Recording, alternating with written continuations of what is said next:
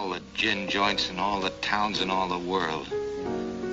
She walks into mine. Frankly, my dear, I don't give a damn. There's no crying in baseball. You talking to me? I'm gonna make him an offer he can't refuse. Wait a minute. You ain't heard nothing yet. Do I feel lucky? Well, do you, punk? I love the smell of napalm in the morning. You can't handle the truth! You're gonna need a bigger boat. Hello and welcome to the Old School Movie Club podcast. I am Sean, and joining me today on the other side of a blizzard is Kevin Levine. Kevin, how you doing? Hey, I'm good. Well, I wouldn't really say that there's a blizzard anymore. No, not anymore. I survived. After staying 2 nights at some random hotel in the middle of nowhere, I finally made it back to my apartment. I'm happy. I'm glad. Almost completely safe. There was only 20 miles of ice that I had to drive through. Yeah, we tried to record while he was at the hotel, but it didn't work. That's why this podcast is very much late. But, you know, we make it work as best we can. We were dealing with some winter weather here in the eastern half of North Carolina that we don't really normally deal with. Yeah, I didn't get a snowflake. I didn't get a single snowflake. And it was... This is weather I would have expected to see in the mountains when I lived in Boone, but not here at the beach. Anyways, we hope everyone had happy holidays and a happy new year. And Sean, we hope you had a happy birthday. Thank you. Do you just want to jump into it? Let's jump right in. Okay, so this past week we saw Godfather Part 2. Initial gut reaction, Godfather Part 2, Kevin. I mean, you guys have all heard me say it before. I just was not looking forward to the runtime for this film. Yeah, this is 3 hours and 20 minutes. Yep. This is almost extended edition of the Return of the King levels of long movie. Well, I don't know about that. Those were over 4 hours. Well, the Return of the King is exactly 4 hours, so it's still almost there. Yeah. It's almost there. But regardless, this is the longest film I've ever seen now, I believe. Yeah. It's a very long film, and they actually included an intermission inside the film. You would think they would try to have the intermission maybe a little closer to halfway through the film. But I guess they found a good breaking point in the story. And the intermission shows up at like 2 hours and 20 minutes. Yeah, and I was actually going to suggest, even if they didn't have an intermission, to people that hadn't seen this yet, if they go back and see it, definitely take a break. I mean, you could take a break at the intermission, you could take a break earlier. I ended up taking a break 2 minutes before the intermission actually happened, so when I came back and I saw the intermission, I was like, oh, I guess I could have gotten 2 minutes in and taken a break there. Well, at least they didn't extend the intermission to, 10 or 20 minutes like they probably did in the theater. I mean, this movie is only 20 minutes longer than the first part, but it seems so much longer. This movie drags so much more. It has so much more... It's not like it doesn't have, because the Godfather Part 1 doesn't have that much action going on, but it's always progressing, And this movie was more... I wouldn't even say it's more dialogue heavy. It's just it's not moving forward all the time. And that has to do with part of the story, too. It's, disjointed. Because the story there's 2 different stories really going on. It's young Vito, and then, current Michael. So, Yeah, it's both a sequel and a prequel to the first Godfather. And I think that's probably what lends itself to be, seeming so long compared to the first Godfather. Because I remember watching the first Godfather and it flying through for 3 hours. It did. And like you said, in the first Godfather, the story was always moving forward. Yes. Because we were only dealing with the one timeline, and we were watching it pretty much in real time. Yep.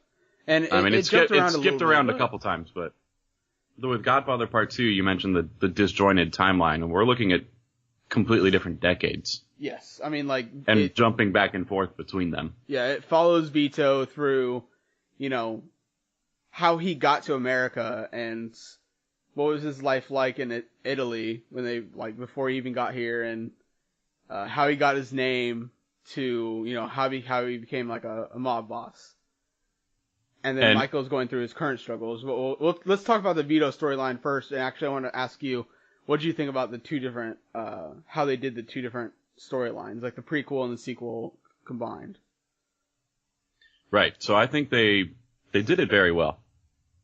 In any other situation, if a filmmaking crew or a screenwriter or a director went to a studio or a producer and said, hey, I want to do a film that's both a sequel and a prequel, and it's going to have two different stories 30 or 40 years apart.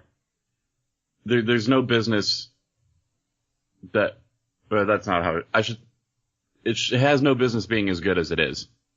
Yeah, exactly. Because if you went in and tried to pitch that to any studio, they would probably laugh at you. And they're not like overly complicated stories either. I mean, the Godfather, the first Godfather, it wasn't like necessarily an overly complicated story. It's just how well it's done. Right. It's and done so well. I think the reason they got away with being able to do something like this, get it greenlit by a studio, but also do it really well, is because they already knew how successful they were with the first Godfather movie 2 years earlier. And it was the same director, mostly the same cast and crew coming back for this. Yep, and, so, actually... No Marlon Brando, but... Yeah, so, actually, Vito's played by a new character here, played by Robert De Niro, and, how did you think of Robert De Niro's portrayal of Vito? And just that whole Vito storyline, what did you think about that entire thing? Man, I didn't recognize Robert De Niro. He was so young in this, right? Yeah, he was 31 when the movie came out. Which, I'm only used to Robert De Niro that we have now. Yeah, exactly. So he was completely unrecognizable. But putting that aside, he's still a great actor his whole career, and he did a great job playing Vito. Yeah, and I find it funny, like the whole recognizable thing, because I didn't recognize it at first, but then when you know it's Robert De Niro, you're like, oh wait, that's Robert De Niro, and he's got that kind of that same little. I don't want to say a scowl, but it's almost like a smile type, like a half smile almost. I loved Robert De Niro basically trying to do an impression of Marlon Brando at a young age. Yeah, it was great. It goes without saying, but the Godfather performances throughout are just amazing. It is. If we're just looking at award nominations for acting, Al Pacino was nominated for Best Actor at the 47th Academy Awards. And then in the category of Best Supporting Actor, this film had 3 nominees. Yeah, and Robert De Niro was one of them, and he won the award. Yeah, he ended up winning the award, and really well deserved. And it says supporting actor on his thing, but, like we said, he was, I don't think half the movie, but he was a pretty big chunk of the movie, was following his storyline and, following Vito through, his early America days and how he became who he is. And how do you think they executed that whole storyline? What do you think about Vito's story, his up and coming, through America? Yeah, I thought it was fine. It felt very much like a typical kind of immigration story from back in those days. Mm-hmm. That particular part of him leaving Italy as a kid and going through immigration, getting his new name and growing up, that's not anything special that we hadn't seen before. No, it's not anything special, but I do like how they did some of the little tricks they did. Because whenever they flash back to Vito's timeline, the color was a little off. Right. It was a little more not grayscale, but it was a little more brown. And you could clearly tell when they're trying to flip back and forth between timelines. And I do like that they're differentiating it not only with, the characters and the setting and stuff, but with the colors that they used for wardrobes, and then just camera tricks too. Or not camera tricks, but editing and stuff. They use different a different color completely. It's more of a yellowish kind of feel, that grainy, old timey feel. And it was they didn't use PowerPoint transitions like The Shining. Yes, exactly. But you know, like I said, Al Pacino, amazing. Yep. What do you think about like other performances in here? You already said there's tons of nominations for supporting actor. Al Pacino was nominated for actor, and we already know he was great in the first Godfather. But what did you think about the cast as a whole? Yeah, I mean, like the first one again, everyone is just so good. Yep. That's why so many people were nominated for acting awards from this movie. Yeah, and you know, I think we both, I can't remember exactly because it was our first podcast when we talked about The Godfather.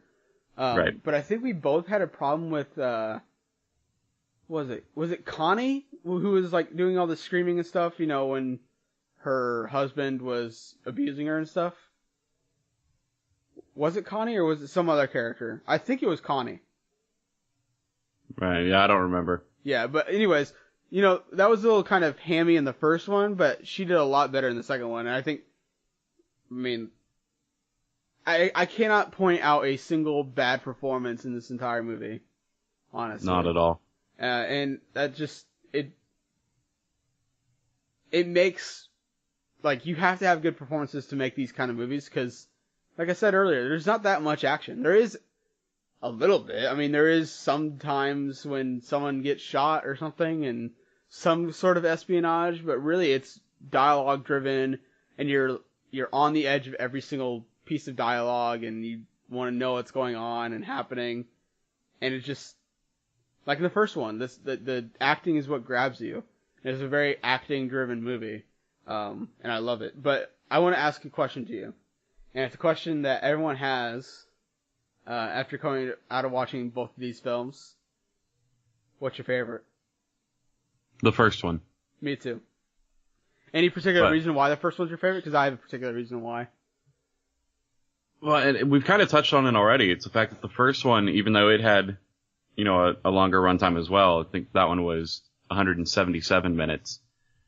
It flies through that runtime without ever dragging. Exactly. And Godfather Part 2 is about 23 minutes longer, which in the long run is not, you know, not a long time. But this film there's a couple of moments where it drags and you feel that runtime. There is.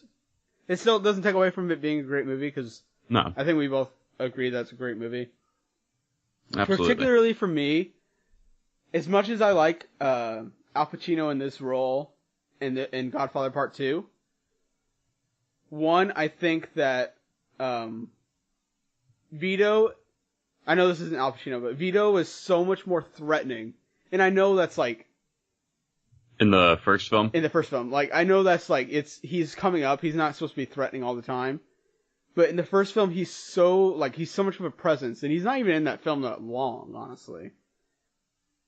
Right. But he just, you know, in that first scene, the wedding scene, it just is so much like, it instantly grabs a hold of you, you know what I'm saying? Whereas this film, like, didn't necessarily have that, and I think Al Pacino did a lot better as Michael Corleone in the first movie. He still does an amazing job in the second movie. Yeah. But that whole, like, his arc in the first movie is, to me, I preferred much more. And people do love The Godfather Part 2 more than The Godfather. Like, some people like this one better. Yeah, it's about a 50-50 split between Godfather 1 and 2. What do you think, like, comparison of, like, Al Pacino's performance between 1 and 2? I know it's not fair. I mean, they're both great performances. I don't want anyone to, like, misconstrue that. I love both performances. I just think his, like, revenge arc, you know what I'm saying? He plays it so well in the first one, and then Vito Corleone in the first Godfather is just so... There's never anyone scarier than him in a movie, ever. Because as great as Godfather Part 2 is still, there's something extra special about watching Marlon Brando. Yeah, exactly. Like, Marlon Brando... You don't get that here. I mean, it's great watching Al Pacino, Robert De Niro, Robert Duvall, everyone else who's in this film is great too. it's missing Marlon Brando. Yep. And that's, like we said, nothing to take away from Robert De Niro because he did an amazing job. He won an Oscar for the movie. Yeah, and we understand Marlon Brando couldn't do this because it was a prequel to his storyline, so they needed someone younger. Exactly. And, like, I think Robert De Niro did an amazing job, going through Vito's arc. And, discovering, letting us know, discovering how he got to where he was. It's just that immediate feel when you see the first Godfather, and then Marlon Brando comes on the screen, and you're just like, uh-oh, who is this guy? And you just have the instant sense of dread, and he doesn't even, really say anything in that first few scenes. It's so good. So good. It's just his presence, man. Yeah, it's, so good. Yeah. Anyways, anything else that you want to talk about in this movie in particular? I can't think of anything off the top of my head. All right, let's just go into final review then. Give me your score and your final, little 30-second review of this movie. Final score, I'm going a 4 out of 5. It was very hard debate between a 4 and a 4.5. Mm-hmm. But ultimately went with 4, just because that runtime is a big problem for me in this film that it wasn't in the first film. And then again, nobody in this movie is as good as Marlon Brando was in the first one. You're right. So it's not if this was its own film by itself, had no connections to the first Godfather, I probably would have given it a 4.5 just because of how long it is. Yeah, that's what, but we're comparing it's the a two. sequel, you have to compare it to the first one. And comparing it to the first one, I think we both gave the first one a 5 out of 5, honestly. Yeah, we did. The runtime didn't bother me as much. It is noticeable. I'm gonna go with 4.5 out of 5 for me on The Godfather Part 2. You do have to take a break, and I don't think that's necessarily a mark against the movie. No. But anyone who can power through that whole movie without taking a break is a superhuman. Yeah, I know, for real. It's so long, and they even give it to you on the DVD or wherever you watch it on Netflix, and it's actually in the film. It's very interesting why, that they did that, and very savvy, I think, of them. But, I love this whole setting. I cannot wait to get to part 3, even though I know it's, not as revered. Should we watch part 3 for this? Yeah, I think we should. I mean, it deserves... Just to go ahead and knock out the whole trilogy? Yeah. So, the third one is not critically acclaimed as much as these first two are. And I'm really curious why, because it's supposed to be a trilogy of movies. Yeah. And it has the same director and everything, correct? Yeah, Coppola directed it again. Yeah, and I mean, I already see Al Pacino's in it, so I'm curious. I mean, Roger Ebert does give it a 3.5 out of 4, which is a really, really good score. It has a 70% on Rotten Tomatoes and 67%. 67% on Rotten Tomatoes and a 7.5 on IMDb or whatever. So I mean, it's not a bad movie, but I'm curious to see let me pull up its Letterboxd score too. Yeah, I'm curious to see why this one's not as liked. But anyways, I love this whole setting. I love how they do these movies. The first one and the second one, they both left me thinking about all these I just want to go back and watch them, even though they're so long. And you really know a movie does its job when you want to go back and watch it when it's 3.5 hours of your life. Yeah. So looking at the Godfather trilogy on Letterboxd, part 1 has a 4.6 out of 5. Mm-hmm. Part 2 has a 4.5 out of 5. Yep. And part 3 has a 3.4 out of 5. It's a pretty big drop there, Kevin. This is a pretty big drop. This one is part 3 is also the shortest of the 3. It's going to be 2 hours and 40 minutes. Hey, Kevin. There we go. So that's a little better. Yeah. But anyways, the point of the podcast was to watch classics and stuff, but I really think the Godfather's trilogy deserves to be wrapped up. And I really want to see where Michael Corleone's story goes on from here. Right. And maybe I'm we'll curious, do. why is it much maligned compared to the other two? You know. Maybe we'll do part 3 as a 1-year anniversary. There you go. Ooh. Seems like we've been doing these every 6 months, so. Yeah, there you go. All right. What do we got coming up next, Kevin? Speaking of great films that are available on Netflix right now, our next one is Reservoir Dogs. And I know you're excited about this one because you look at that runtime. Oh, it's like an hour 40. Exactly. It's a pretty short movie. 99 minutes. There you go. And I'm excited about this one too. I mean, Quentin Tarantino. I've actually been on a Quentin Tarantino binge. I haven't been able to watch like Reservoir Dogs specifically because I know we were going to do it for this podcast.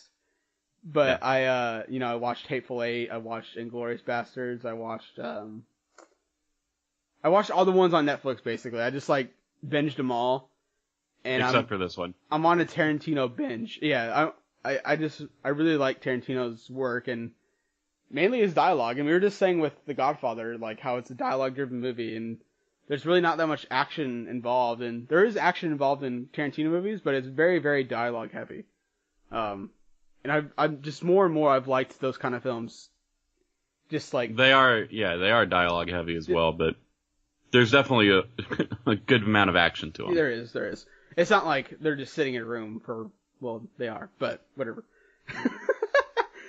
I really like these dialogue-driven movies now. You just kind of grab on to every single word everyone says, and you just, you try to figure everything out. I'm really excited about this movie. What's your expectations for this movie, Kevin? So with Reservoir Dogs, I am expecting to like it, but maybe not love it. They're Steve Buscemi.